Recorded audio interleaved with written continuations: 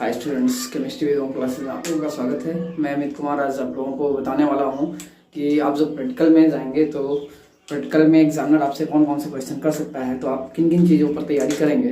तो आज हम बात करने वाले हैं केमिस्ट्री के वाइवा की। तो आइए दोस्तों देखते हैं केमिस्ट्री के वाइवा में आपसे क्या क्या पूछा जा सकता है। तो जैसा कि आप जानते हैं आवर्त सारणी से आपसे क्वेश्चन ज़्यादातर उठते हैं। आवर्त सारणी, तो आवर्त सारणी आपका पहला पॉइंट बन जाती है। इसमें आपको प्रत्येक तत्व के बारे में जानकारी होनी चाहिए। 118 तत्व हैं, कितनी धातुएं हैं, कितनी अधातुएं हैं, कितनी उपधातुएं हैं, आपको पता होना चाहिए। कौन से तत्व गैस हैं, कौन से द्रव हैं, कौन से ठोस हैं, तो इनके बारे में पता होना चाहिए। आपको पता होगा ब्रोमीन जो है वो एक हैलोजन तत्व है और द्रव अवस्था में पाई जाती है। इसके अतिरिक्त अगर हम बात करें आयोडीन जो होती है वो ठोस होती है। क्लोरीन और फ्लोरीन गैसें होती हैं। यहीं पर अगर हम बात करें सोडियम पोटेशियम जो होते हैं वो चाकू से काटे जा सकने वाले तत्व होते हैं।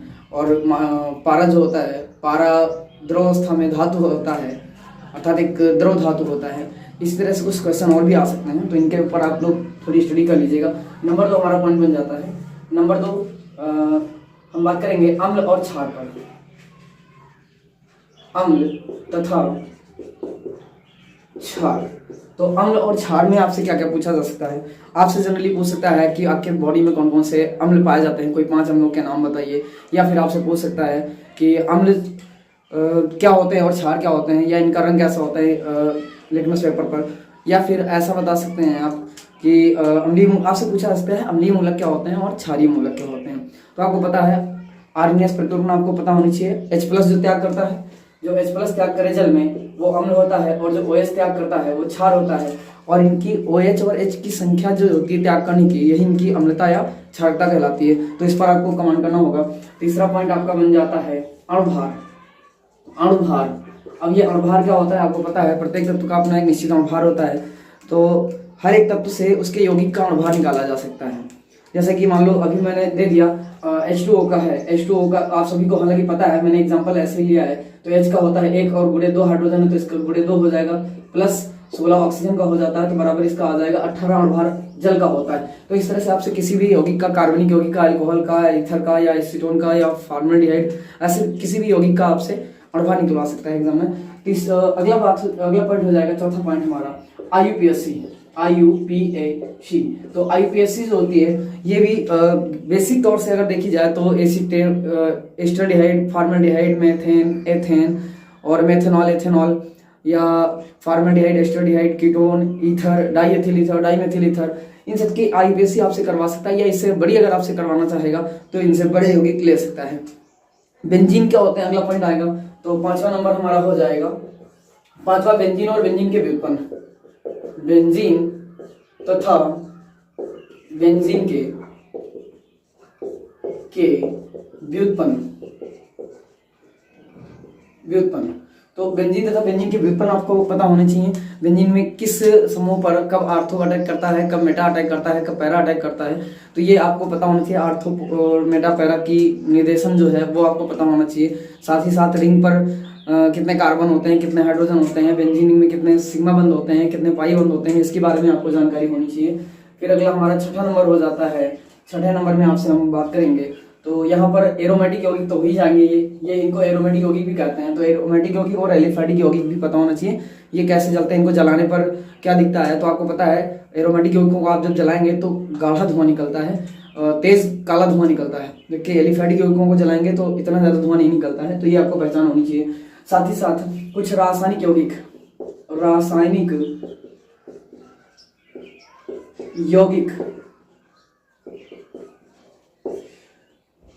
तथा इनके साधारण नाम, सूत्र और तथा चलिए कुछ रासायनिक यौगिक, सूत्र तथा साधारण नाम, या औद्योगिक नाम कह सकते हैं।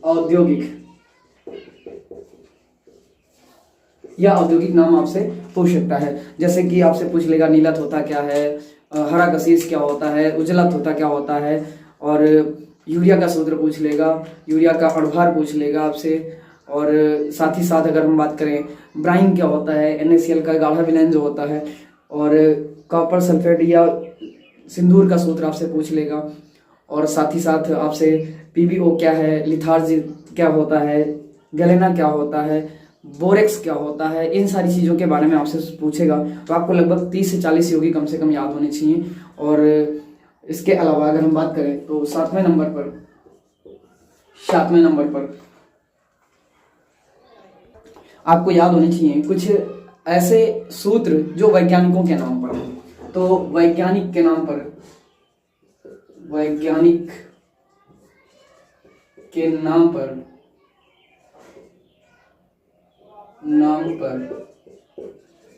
आधारित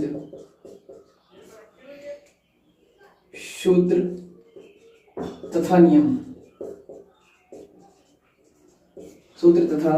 7वें नंबर पर ये आ जाएंगे। अब जैसे इसमें कौन कौन से आते हैं, तो फैराडे ला है, कोलराउस नियम है, और हुंडला है, पाउली का अपवर्जन नियम है, और यहीं पर एक आता है अपव्यय ऊर्जा का बढ़ता क्रम, उसको भी पूछ लिया जाता है।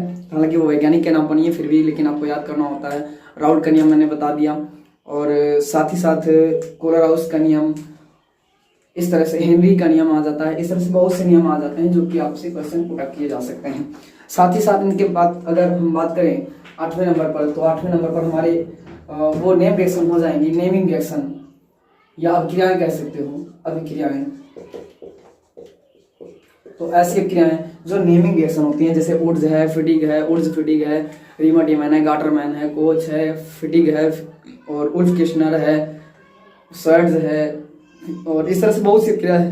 लगभग आपको 30 से 35 या 40 क्रियाएं जो कि पढ़ाई जा चुकी हैं, उनके बारे में आपको नॉलेज होना चाहिए। उन सारी क्रियाओं को आप अच्छे से जानते हो। साथ ही साथ अगर आपसे और एग्जाम में कुछ पूछेगा तो कुछ नए योगी पूछ सकता है कि कैसे किस योगी से किस योगी को हम बना सकते हैं। तो इन चीज़ों पे आपको ध्यान रखना होगा थोड़ा सा। इसके अलावा आपको देखना है तो ये अभिक्रियाएं कैसी हो जाएंगी, नेमिंग रिएक्शन हो जाएंगी, नेमिंग रिएक्शन आपको देख लेना है। और 9वें नंबर पर आपको देखना है रेडिकल्स। आपको पता ही होना चाहिए, रेडिकल्स आपसे पूछेगा। रेडिकल्स अर्थात मूलक होते हैं। ये अम्लीय मूलक और क्षारीय मूलक हमने अम्ल और क्षार में बात कर रखी है। मूलक के बारे में आपको जानकारी होनी चाहिए। मूलक 2 प्रकार के होते हैं, अम्लीय मूलक, क्षारीय मूलक। जो अम्ल से आएगा वो अम्लीय मूलक, क्षार से जो आएगा वो क्षारीय मूलक। अब इनके बारे में आपको पता होना चाहिए। 10 नंबर में आपको इलेक्ट्रॉनिक विन्यास आना चाहिए, इलेक्ट्रॉनिक विन्यास आना चाहिए। अब ये इलेक्ट्रॉनिक विन्यास आपको अलग अलग तरीके से आने चाहिए। जो अपवाद है उन पर खासतौर से आप देखिएगा, जैसे कॉपर है, क्रोमियम है, एजी है, पीटी है, इन पर आपको खासतौर से देखना होता है जो अपवाद होते हैं। और साथ ही साथ इनमें लोन पेयर, इनमें इलेक्ट्रॉनों की संख्या निकालनी और युग्मित बंधों की संख्या। 11 नंबर पे अगर हम देखें, 11 नंबर पे क्या आएगा, तो 11 में बंध के प्रकार,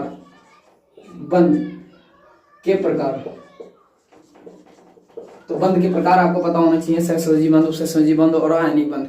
ये आपको ज्यादा परेशान करते हैं। तो 3 प्रकार के बंध होते हैं। हालांकि सहसंयोजी जो होते हैं वो आगे चल के 3 प्रकार से संख्या के आधार पर हो जाते हैं और 2 प्रकार से अतिव्यापन के आधार पर हो जाते हैं। तो सहसंयोजी बंध, उपसहसंयोजी बंध और आयनिक बंध। और साथ ही साथ यहाँ पर आपको पता होना चाहिए उपसहसंयोजी बंध, खासतौर से उपसहसंयोजी बंधों में लोन पेयर, युग्म इलेक्ट्रॉन हो जाते हैं। 12 नंबर में आपको ये याद रखना है कि युग्म इलेक्ट्रॉन क्या होते हैं। युग्म इलेक्ट्रॉन वे होते हैं जैसे कि किसी कोष के अगर इलेक्ट्रॉनों को हम देखते हैं, किसी तत्व का इलेक्ट्रॉनिक विन्यास करते हैं, तो बाह्य कोष के वे इलेक्ट्रॉन जो जोड़े में होते हैं उनको इलेक्ट्रॉन कहते हैं। जैसे अगर हम बात करें ऑक्सीजन के बारे में, अगर हम बात करें तो ऑक्सीजन का इलेक्ट्रॉनिक विन्यास आपको पता है, ये परमाणु क्रमांक होता है 2,6 होता है। 6 इलेक्ट्रॉन कैसे रखे होते हैं, तो ये आपको पता है 2 बॉन्ड बनाता है और 2 लोन पेयर रखता है। तो 2 बॉन्ड बनाएगा और 2 लोन पेयर रखेगा। तो ये बॉन्ड बना लेगा, ये बना लेगा, और ये लोन पेयर एक हो जाता है और एक ये लोन पेयर हो जाता है। तो ये लोन पेयर होते हैं जिनको युग्म इलेक्ट्रॉन कहते हैं। इनके बारे में आपको पता होना चाहिए। साथ ही साथ आपको कुछ अभिकर्मक पता होने चाहिए। अभिकर्मक, अब अभिकर्मक क्या होते हैं इनके बारे में भी आपको जानकारी होनी चाहिए। तो ये हो जाएगा 13 नंबर का। 13 नंबर आपको अभिकर्मक के बारे में पता होना चाहिए। लुकास अभिकर्मक क्या है, ग्रिग्नार अभिकर्मक क्या है, टॉलन अभिकर्मक क्या है, फेलिंग विलेन क्या होता है, सिफ अभिकर्मक क्या होता है। इस तरह से बहुत से अभिकर्मक हो जाते हैं। और बेयर अभिकर्मक, बेनेडिक्ट विलेन के लिए यूज होने वाला अलग अभिकर्मक होते हैं। इन सारे अभिकर्मक के बारे में आपको पता होना चाहिए। इन सारी चीज़ों को आपको पढ़ के जाना है। और कुछ ऑक्सीकारक, अपचायक भी पता होना चाहिए। तो 14 नंबर में आपको देखना है ऑक्सीकरण तथा अपचयन। ऑक्सीकरण अपचयन क्या होता है आपको पता होना चाहिए, और साथ ही साथ यहाँ पर ऑक्सीकारक और अपचायक, क्योंकि जो ऑक्सीकरण करता है उसका वो अपचायक होता है और जो अपचयन करता है वो ऑक्सीकारक होता है, ये आपको पता होना चाहिए। तो कौन से पदार्थ का इलेक्ट्रॉन कब ऑक्सीकरण होता है और कब अपचयन होता है, तो आपको पता है ऑक्सीजन अगर जुड़ती है, ऑक्सीजन जुड़े तो ऑक्सीकरण, या हाइड्रोजन और इलेक्ट्रॉन अगर निकले तो ये ऑक्सीकरण करते हैं। जबकि इसका टर्म होता है अगर ऑक्सीजन निकले या हाइड्रोजन जुड़े या इलेक्ट्रॉन जुड़े तो ये अपचयन कहलाता है। तो ये ऑक्सीकरण अपचयन कहलाती हैं। अब इससे रिलेटेड आपको अलग अलग तरीके से पूछ सकता है क्वेश्चन कि ऑक्सीकरण क्या होता है, अपचयन क्या होता है। ये हो जाएगा। कुछ वैद्युत अपघट्य आपको पता होना चाहिए। वैद्युत, ये 14 नंबर, ये हो जाएगा 15 नंबर। वैद्युत अपघट्य, वैद्युत अपघट्य तथा अनअपघट्य। वैद्युत अपघट्य क्या होते हैं? ऐसे विलयन, ऐसे पदार्थ जिनको हम अम्ल क्षार या लवण या धात्विक ऑक्साइड कहते हैं, अगर वो जल में घुलते हैं और जल में घुलकर आयनिक रूप में आ जाते हैं और विद्युत का संचालन कर सकते हैं, वो वैद्युत अपघट्य कहलाते हैं। जबकि अगर ऐसे पदार्थ जो जल में घुलने पर आयनित नहीं होते और ना ही वो विद्युत का संचालन करते हैं, वो अनअपघट्य कहलाते हैं। जैसे NaCl है, H2O है, इस तरह से बहुत से जितने अम्ल क्षार और लवण है, धात्विक ऑक्साइड है, वो सभी जल में घुलकर वैद्युत अपघट्य का कार्य करते हैं, वैद्युत अपघटन हो जाता है, उनका टूट जाते हैं। और ग्लूकोज, यूरिया और जैसे पदार्थ हैं, एंजीन है, तो ये पदार्थ अनअपघट्य का कार्य करते हैं। ग्लूकोज है, फ्रक्टोज है और यूरिया है, इस तरह के पदार्थ जो होते हैं वो अनअपघट्य का कार्य करते हैं। और साथ ही साथ अगला आपका पॉइंट हो जाएगा 16 नंबर का। आपको कुछ यौगिक याद रखने हैं। मैंने कहा यौगिक याद होने चाहिए, साथ ही साथ अणु और परमाणु भी याद होने चाहिए। तो अणु क्या है, अणु है क्या, अणु की परिभाषा, परमाणु क्या है, अणु, परमाणु और यौगिक। यौगिक, और क्योंकि आपके सिलेबस में मिश्रण है यानी विलयन है, तो मिश्रण भी आपको पता होना चाहिए, मिश्रण भी पता होना चाहिए। और साथ ही साथ विलय क्या है, विलायक क्या है, इनके बारे में भी आपको नॉलेज होना चाहिए। तो अणु क्या है, परमाणु क्या है, यौगिक क्या है, मिश्रण क्या है, और साथ ही साथ विलयन के बारे में आपको पता होना चाहिए पूरा का पूरा, और इसके कुछ घटक भी याद होने चाहिए। तो आप इतनी चीज़ों पर अगर आप कमांड कर ले जा रहे हैं तो आपका वाइवा बहुत अच्छा जाने वाला है और एग्जामिनर आपको खुश होकर सारे नंबर देगा। अगर आपको इतनी चीज़ों का नॉलेज है तो इसमें जाहिर सी बात है आप पूरे सत्र इतना सब कुछ पढ़ चुके हैं और इतना नॉलेज होगा।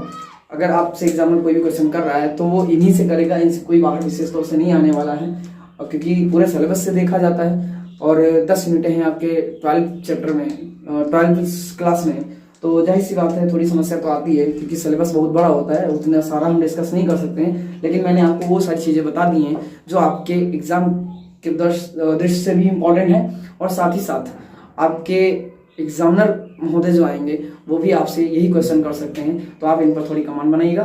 Thank you, good bye.